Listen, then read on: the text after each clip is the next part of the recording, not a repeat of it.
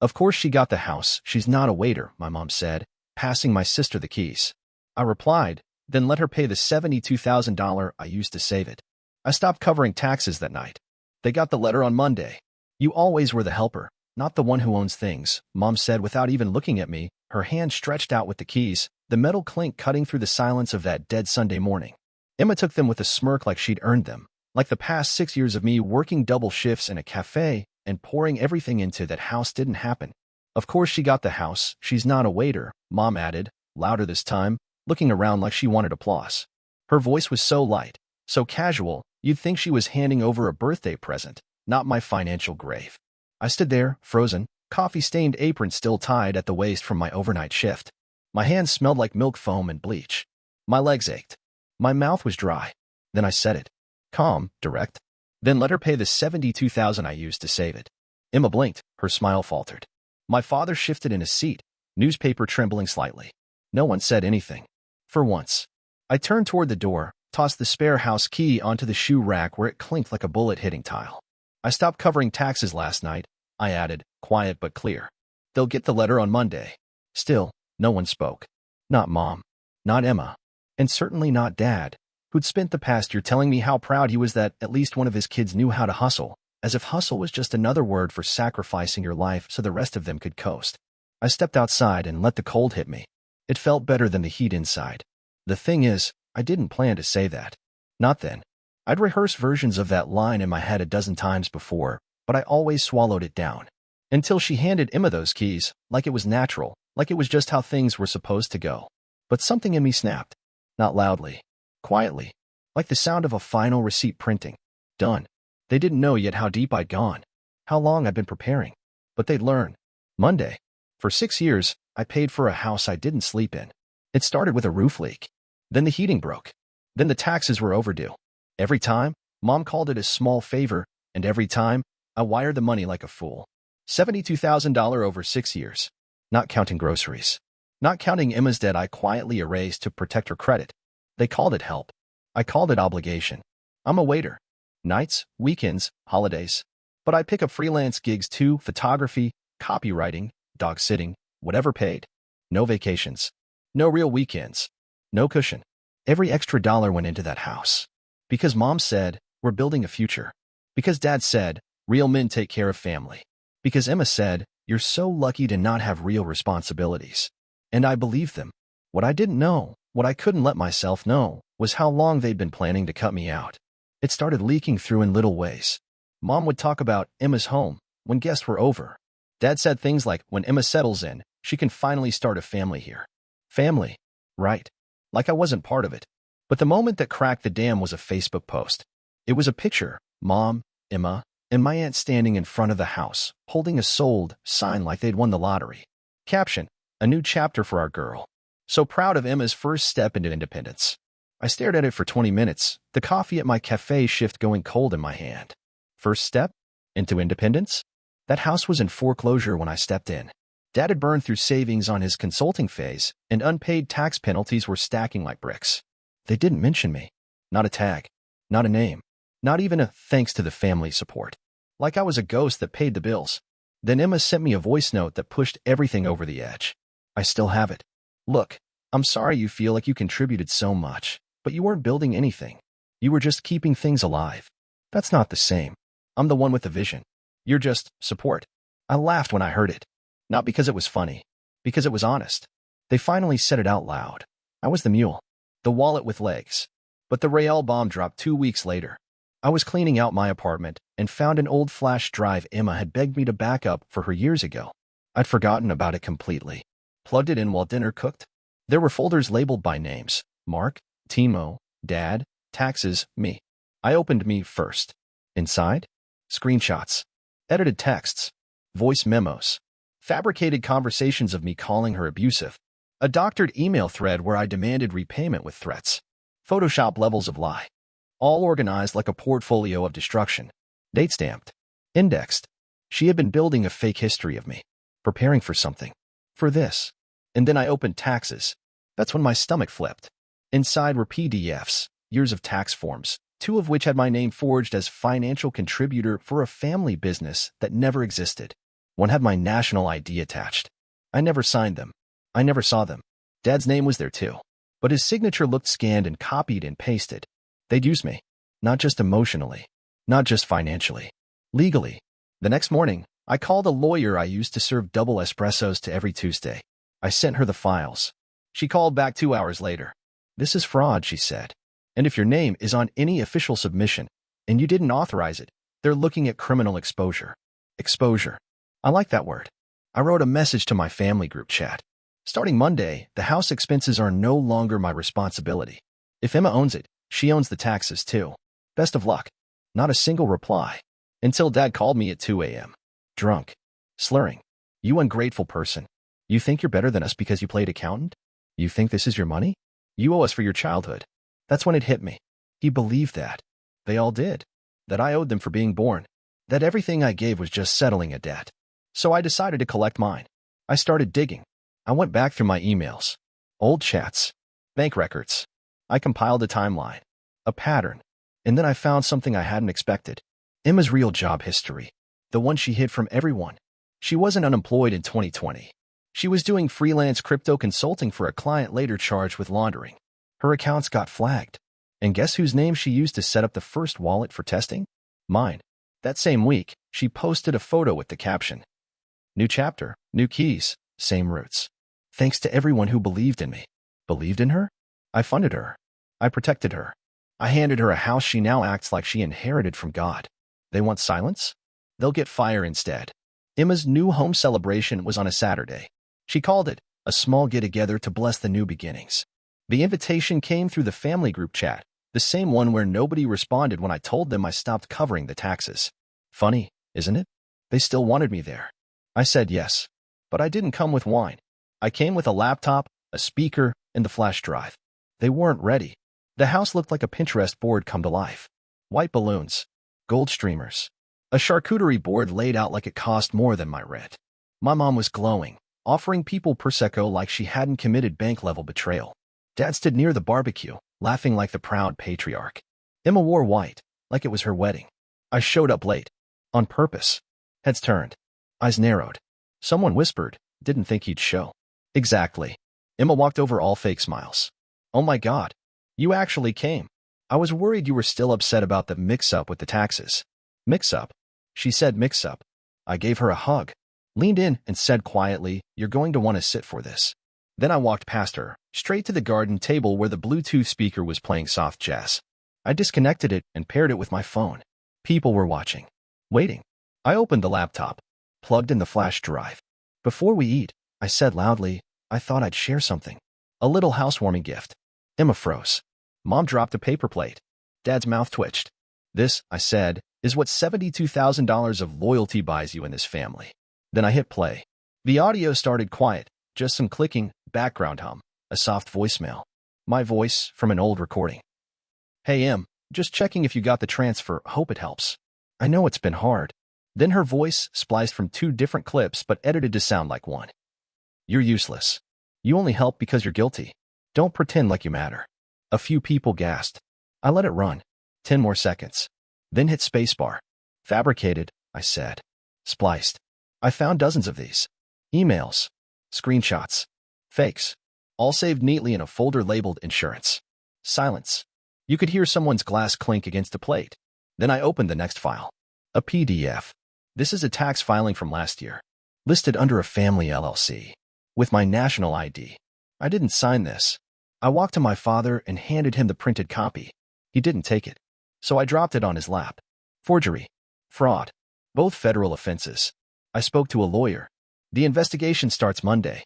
Now the noise started, chairs scraping, voices muttering. Emma stepped forward, face pale. "You're ruining this day," she hissed. "No," I said. "You did. When you built your new life on my name." Then I turned to the guests. Aunts, cousins, family friends. People who laughed at my jokes once, years ago, before they forgot I existed. For those of you wondering if this is necessary, ask yourselves why they never told you I paid for this house. Why they hid my name, my help, and replaced me with a fantasy of Emma's independence. Then I looked straight at Mom and asked her who wrote the caption on that post. She bought it on her own. She didn't say anything, not even a flinch. But someone else did. From the edge of the yard, a man stepped forward. Mid-30s, sharp jacket, sunglasses hanging from his collar. "That'd be me," he said. Everyone turned. "I'm Alex," he said. "Emma's ex. The one she told you cheated on her?" "I didn't. I left after I found out she lied about everything, including the money for this house." Now Emma did react. She turned red, then white, then started shaking her head like a child caught in a lie. "You don't know what you're talking about."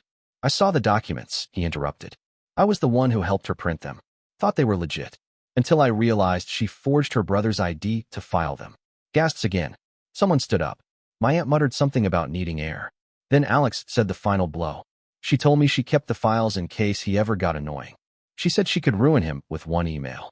I turned to Emma. "Do it," I said. "Send it. Let's see who burns first." She didn't move, just shook. My dad stood up, eyes bloodshot. He pointed a trembling finger at me. "You've embarrassed this family for the last time." I walked up to him slow, quiet, then whispered, "You used my name to dodge taxes and fund her fantasy. I didn't embarrass you. I exposed you." Then I pulled out a letter. Folded. Sealed. "This is from the Ministry of Finance. They received my affidavit. Starting Monday, they'll be reviewing every family-related claim filed under my ID. That includes the house, your deductions, and the LLC that doesn't exist." Then I handed it to my mother. "You said she deserved the house because I'm just a waiter? Fine. Let her pay the $72,000 then. Or the back taxes." The wind blew through the yard. Someone's drink tipped. No one picked it up. "I'm done," I said, turning toward the gate. I gave everything. And I became invisible. Not anymore. Emma started crying. Real tears. But no one moved to comfort her. Because they all knew what I knew now. This family only loved what it could use. I left the speaker playing on the table. Track number 2 started as I walked to the car. It was Emma again. Her voice, frantic in a memo titled, "Use this if he turns. I swear to God if he ever finds out, I'll say he hit me. They'll believe me. I'm the one they trust." I didn't look back. They heard it. Loud and clear. By Monday morning, my phone had already started buzzing. The ministry confirmed receipt of my affidavit. An investigator had been assigned. The forged documents, the tax misuse, the fake LLC, it was all being pulled apart. I didn't need to prove malice. I just had to show the facts. And Emma had kindly archived all the facts in tidy folders with her own name on them. Emma's housewarming. That wasn't a party. It was the opening scene of an autopsy. And I had just handed the scalpel to everyone watching. By noon, the fallout had begun. Dad posted a Facebook rant, 3 paragraphs long, 0 punctuation. Something about betrayal, about sons who turn against their blood. He got 3 likes. One from a second cousin who probably thought he was talking about politics. Emma deactivated everything. Instagram gone. Facebook nuked. LinkedIn quietly wiped. The house was silent. No new captions, no new grateful selfies in front of the door I paid to keep from foreclosure. That silence. It was the sound of everyone realizing the script had flipped. But I wasn't done. That night, I uploaded the audio. The one from the party. The voice memo. "I swear to God if he ever finds out, I'll say he hit me. They'll believe me. I'm the one they trust." I didn't even have to add commentary. I just posted the file with 1 line of text. "She said this about me. I stayed silent for years. I'm not silent anymore." And the internet? It exploded. Within 24 hours, the post had over 300,000 plays. People shared it, stitched it, made TikToks breaking it down frame by frame. One lawyer even analyzed the audio for authenticity on a live stream. Strangers, absolute strangers, were on my side. DMs came in from people saying, "I live this. Thank you for speaking up." Others offered pro bono legal aid. Journalists reached out. I got a call from a local podcast host the next morning. "We want to tell your story," she said. "All of it." I agreed. We recorded that afternoon. I didn't cry. I didn't rage. I just spoke. About what it means to give everything and be treated like a walking ATM. About how family sometimes weaponizes guilt and bloodlines. About how I almost believed them. That I wasn't worth anything unless I was useful. I ended the episode with this. They replaced me with my own money. So I replaced them with peace. When the episode dropped, it went viral within hours. I didn't expect that. But apparently, people were ready to hear it. Emma, however, wasn't. She sent me a 3-page email titled, "Please read before you destroy me completely." It started with, "I was hurting. I didn't know how to ask for help. I never meant for it to go this far." Then she asked if I'd be willing to clarify publicly that she never physically hurt me and that her voice memo was taken out of context. I didn't respond. She followed up a day later with a voice note. You don't understand what's happening. My job might drop me. They're talking about pressing charges. I saved it. I didn't reply. Instead, I made one final post. A photo of my new apartment. Clean walls. Bright windows. A single armchair and a coffee table. Captioned, "This is what peace looks like. No keys missing. No names on my paycheck but mine." But the best part? It came 3 days later. A formal notice from the ministry. Dad's tax ID had been flagged. An official investigation had started. All claims related to the family LLC were suspended. They'd contacted his accountant and frozen 2 years of returns. I didn't even feel victorious. I felt free. He tried to call me that night. Left a voicemail. "You made your point. Congratulations. Are you happy now?" He used the same line my mother had used once before. "Are you happy now?" Like peace was a crime. Like self-preservation was betrayal. I blocked his number. That weekend, I launched my website. Not just a blog. A project. I called it Dentless. A digital archive for people who walked away from toxic families after years of financial abuse. A place to tell their stories. Anonymously or loud. With screenshots. With voice notes. With hard drives if needed. Within a week, it had over 20K submissions. People were hungry to be believed. And I believed them. A week later, a journalist emailed me saying my story had sparked something. A movement. And you know what Emma posted when she finally came back online? A photo of her standing on a street corner with sunglasses on and a coffee in hand. Captioned, "People will always find a way to make you the villain in their healing story." I didn't screenshot it. I didn't respond. Because I wasn't healing anymore. I was living. It's been 3 months since I walked away. 3 months since I heard the word family and didn't feel like choking. They haven't stopped trying. I got letters. Long, rambling ones from Mom. One called me emotionally unstable. The next said she forgave me. Like she was the victim. Like forgiveness was hers to give. Dad tried to go public, shared a Facebook video of himself standing in front of the house. "This was built on legacy," he said. "Now my son wants to tear it down." He tagged me. I didn't react. Because I don't care. I don't owe him a reaction. 2 weeks ago, I got a call from an unknown number. It was my aunt. The same one who once laughed in the family chat when Dad posted the video of me fixing his car for free. She said Emma had to sell the house. "Taxes were too high," she mumbled. "They didn't realize how much you've been covering." Didn't realize? Or didn't want to admit it. She asked if I'd consider talking it over with the family. Said, "This has gone far enough." I told her it hasn't even started. I'm done playing humble. Done letting people rewrite the story while I'm still holding the original manuscript. So I did something they never expected. I bought a storefront. Small. Downtown. Bright windows. Above it, I put up a clean, metal sign. Blood is not equal to bond. Underneath, repair. Reclaim. Rebuild. It's not a business. It's a message. I don't fix cars anymore. I help people fix themselves. Legal referrals. Financial planning. Emotional trauma navigation. For kids like me. Adults like me.